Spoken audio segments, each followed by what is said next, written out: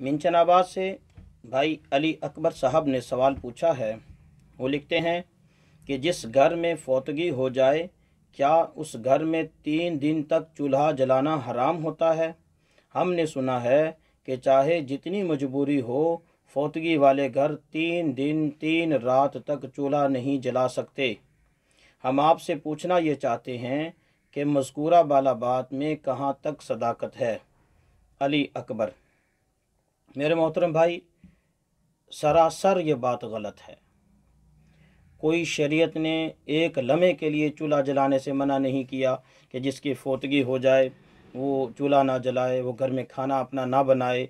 हरगिज़ शरीयत ने ऐसी कोई बात नहीं की। शरीयत ने तो महज इतना कहा था कि अगर किसी के घर फौतगी हो जाती है तो वो उन गम की वजह से वो अपना खाना खुद नहीं बना सकेंगे, नहीं खाएंगे, तो आस पड़ोस वालों को, रिश्तेदारों को ये हुक्म किया कि उनके लिए खाने का बंदोबस्त करें और उनको खिलाएं भी। तो इसका मतलब ये नहीं था कि वो खुद खाएं तो गुनाह होगा, बल्कि अगर वो खुद बनाकर अपना खाना खुद खाते हैं तो 2 अजर होगा। एक अजर तो इस बात का कि वो किसी पर बोझ नहीं बनेंगे और हिम्मत करेंगे, हिम्मत करके अपना खाना खुद बना रहे हैं।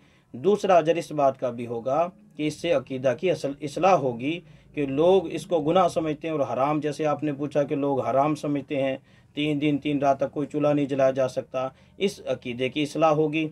इसलिए अगर कोई बंदा अपना खाना खुद बना ले तो इंशाअल्लाह 2 अजर का मुस्तहिक होगा।